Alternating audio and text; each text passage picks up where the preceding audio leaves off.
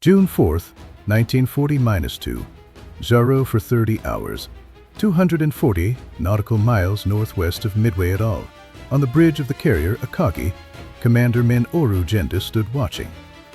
Battling pneumonia, he stood in his pajamas at his command post, watching the first strike wave roar into the pre-dawn darkness with fierce determination. Behind him, for aircraft carriers, 11 battleships, and over 200 vessels formed a massive fleet that dominated the Pacific with invincibility. This was the most powerful naval force the Imperial Japanese Navy had ever assembled. In 6 months of war, this fleet had never tasted defeat. They had struck Pearl Harbor, sinking or damaging 8 American battleships. They had swept through the Philippines, driving American forces out of the Far East.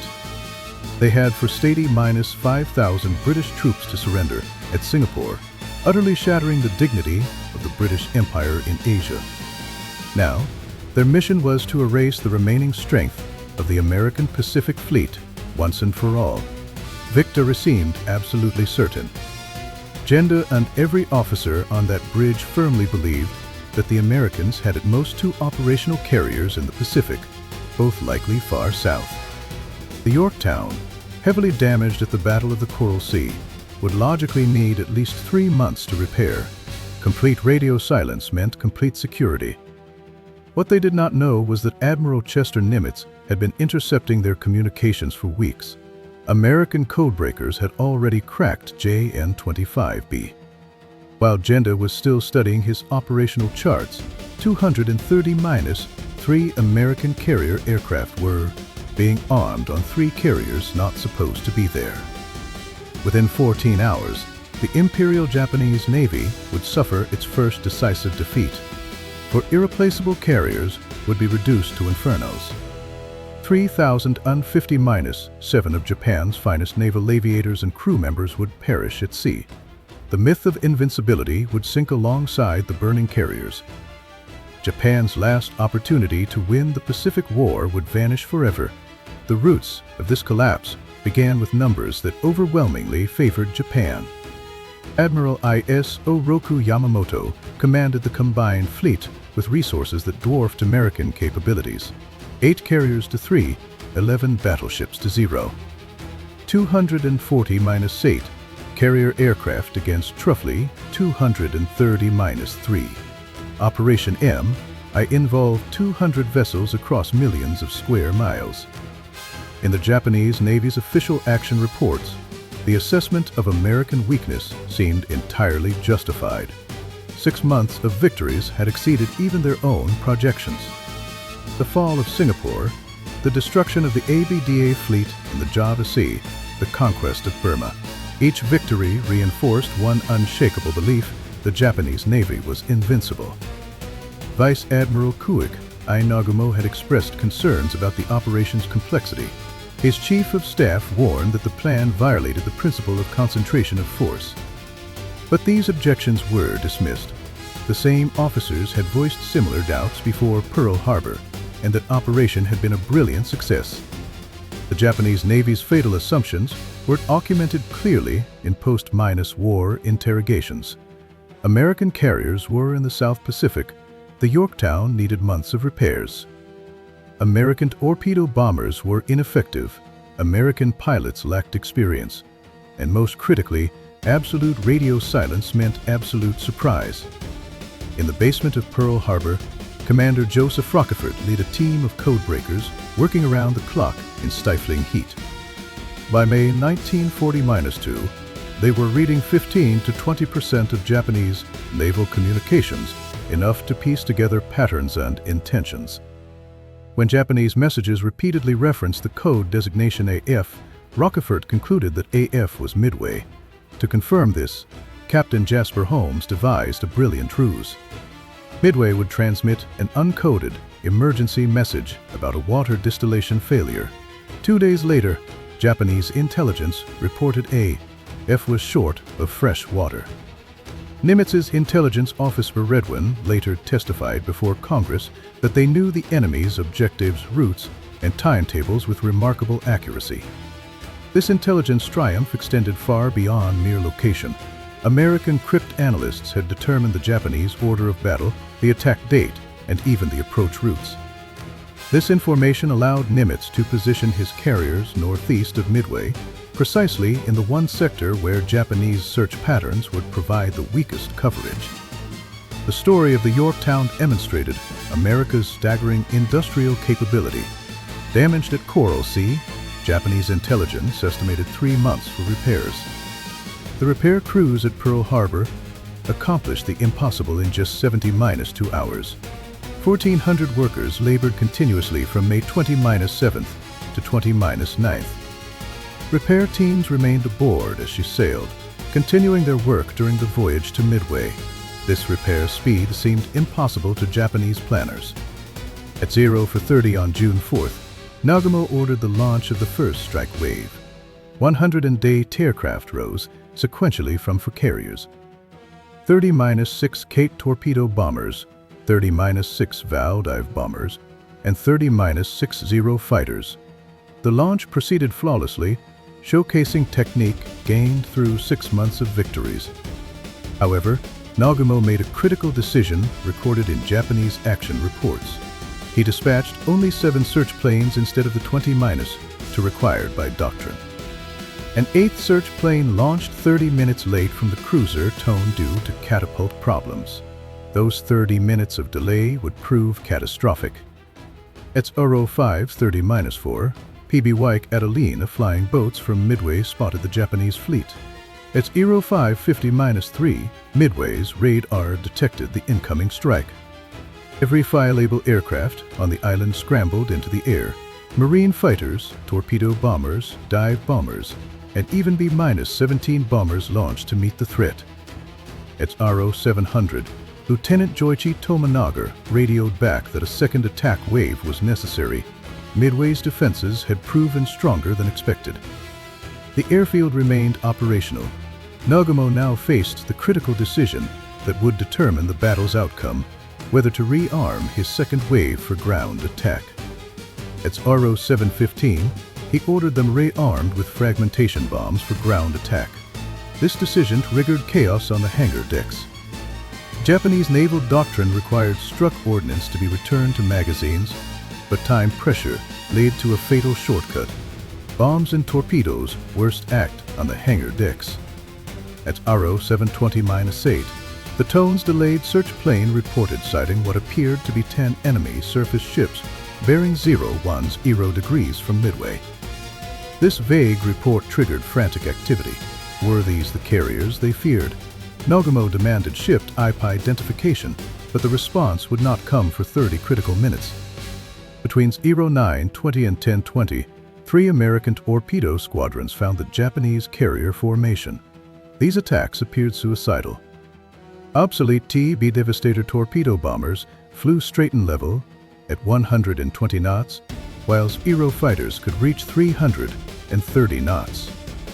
Torpedo Squadron 8 from the Hornet attacked first.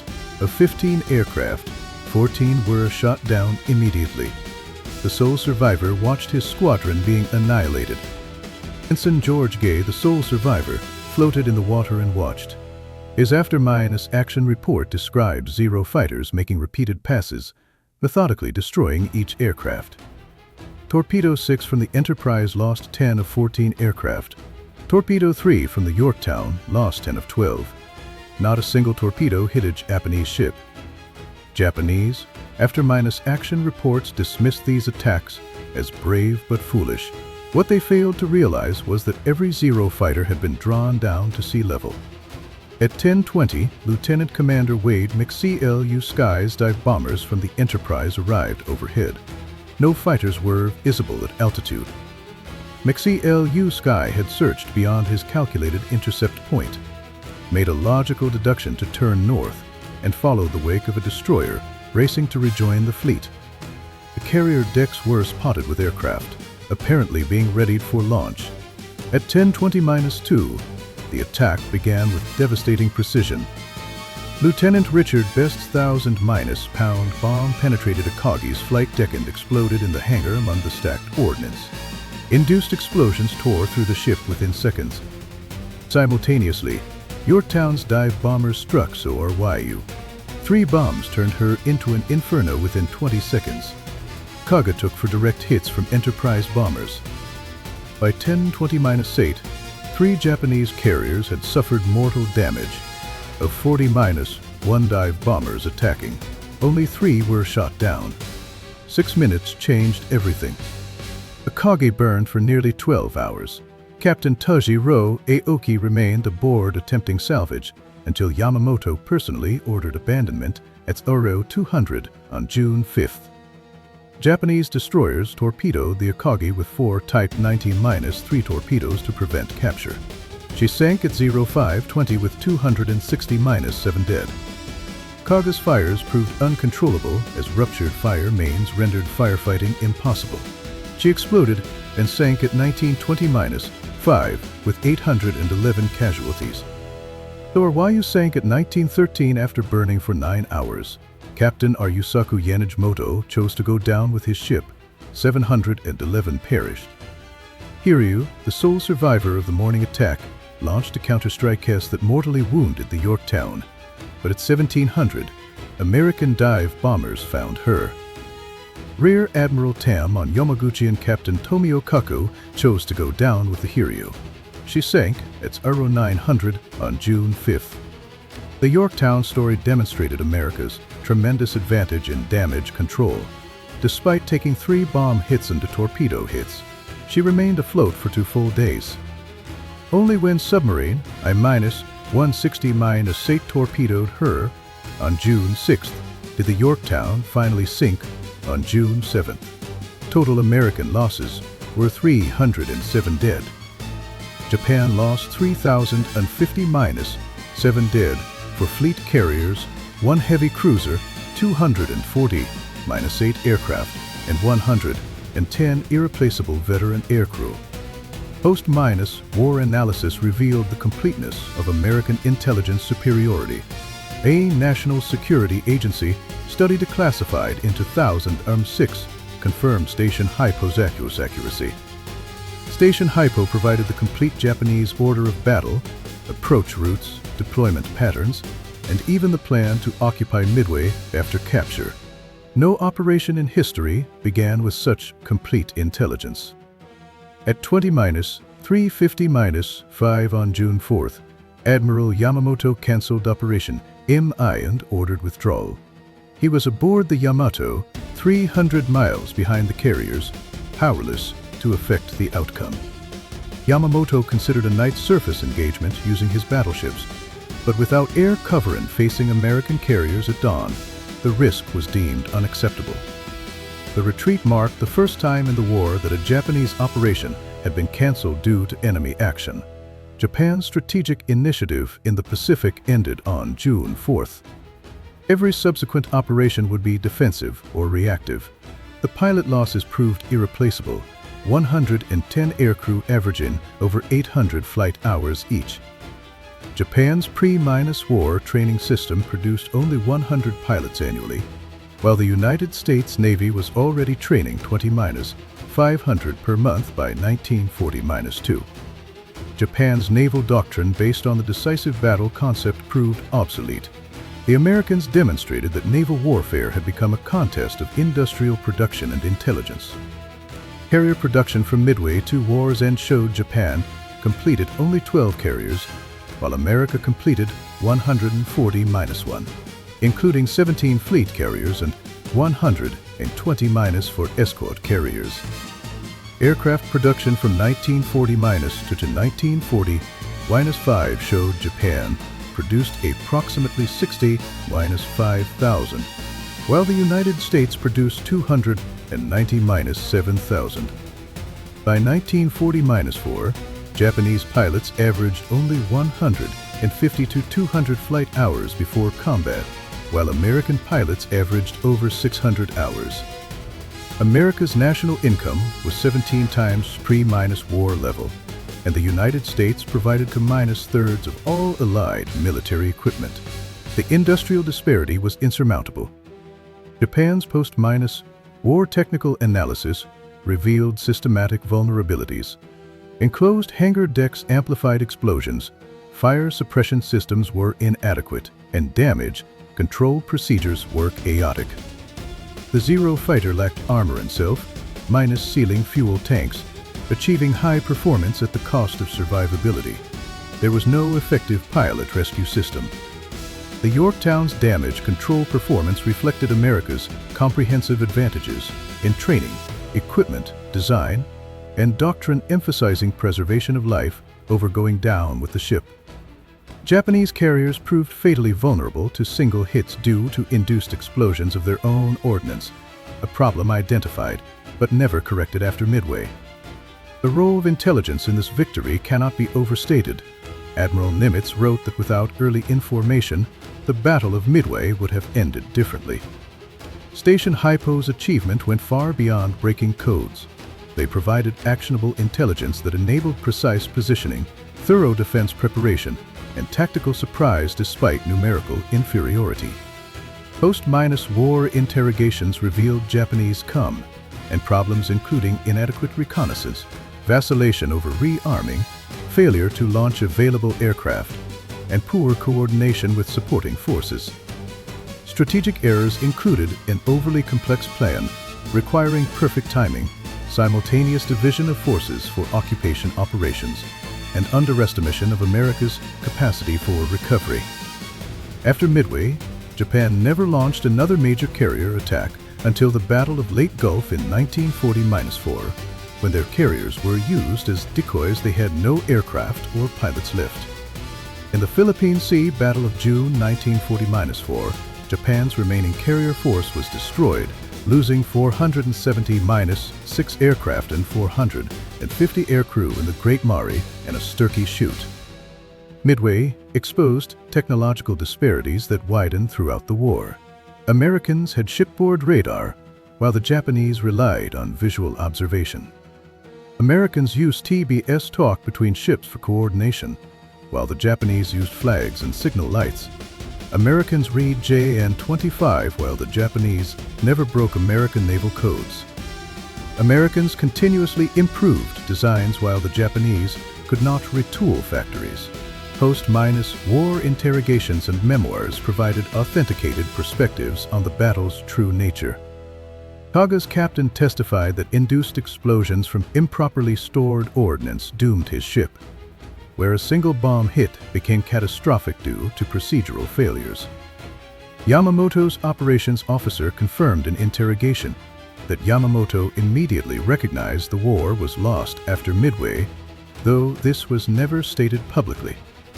Ensign George Gay, sole survivor of Torpedo 8, provided a detailed after-action report that yielded crucial information about Japanese carrier operations during the attack. Modern historians Jonathan Parshland and Thani Tully, in their work Shattered Sword, corrected many myths. Japanese carriers were not 5 minutes from launching when attacked. Operational records show 30 to 40 minutes minimum were required. Japanese doctrine required coordinated attacks, and partial strikes weren't ever practiced. Search patterns were inadequate by doctrine, not by accident. Midway's impact transcended the war itself. Strategic lessons include that intelligence superiority can overcome numerical disadvantage, and industrial capacity determines prolonged conflict outcomes. Technological adaptation matters more than initial superiority. Logistics and production trump tactical brilliance. Carriers were never again concentrated as at Midway. Pilot preservation was prioritized over honorable death.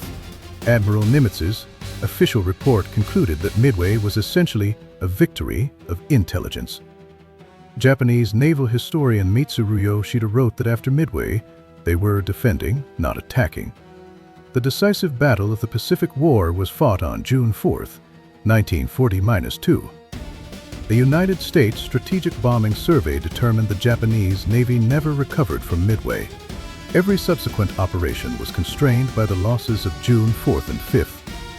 The battle demonstrated that wars are won by production and intelligence, not by courage alone. The Japanese Navy's warrior ethos could not compensate for industrial and informational inferiority. The battle also demonstrated that preserving trained personnel was more valuable than any tradition of honorable death.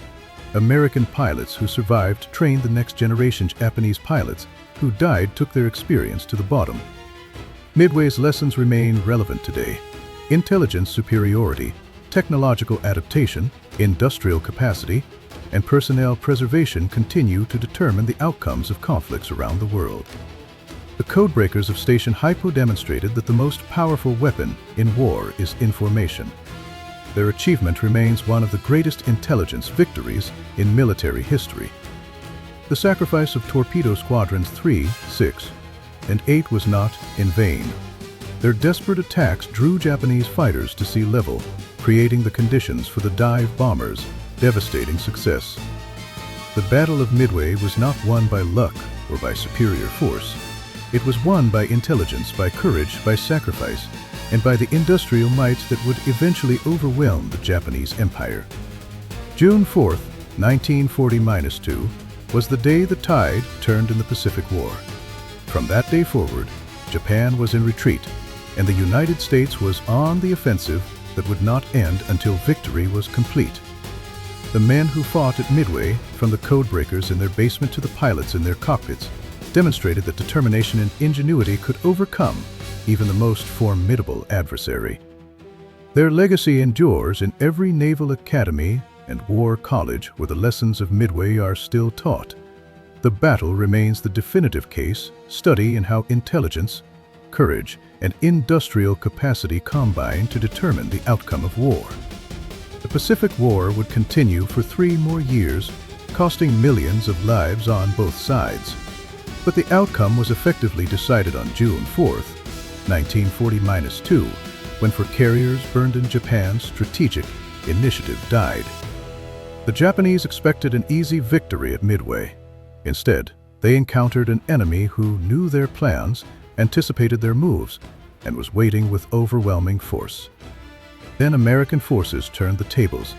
In 6 devastating minutes, 3 carriers were mortally wounded, and the balance of power in the Pacific shifted permanently. The Japanese Navy never recovered from the losses of June 4th. The carriers could theoretically be replaced, but the experienced aircrew and the strategic initiative were on forever. Midway stands as a testament to the power of intelligence, the importance of industrial capacity, and the courage of those who fight against seemingly impossible odds. The codebreakers who gave America the knowledge, the pilots who gave America the victory, and the workers who gave America the tools, together they turned the tide of the Pacific War. June 4, 1940-2, the day Japan's invincibility died, the day America's resurgence began, the day the Pacific War was decided. The Japanese expected an easy victory at Midway. Then, American forces turned the tables, and the world was never the same. From the ashes of Pearl Harbor to the victory at Midway, America proved that a free people, armed with knowledge and united in purpose, can overcome any adversary.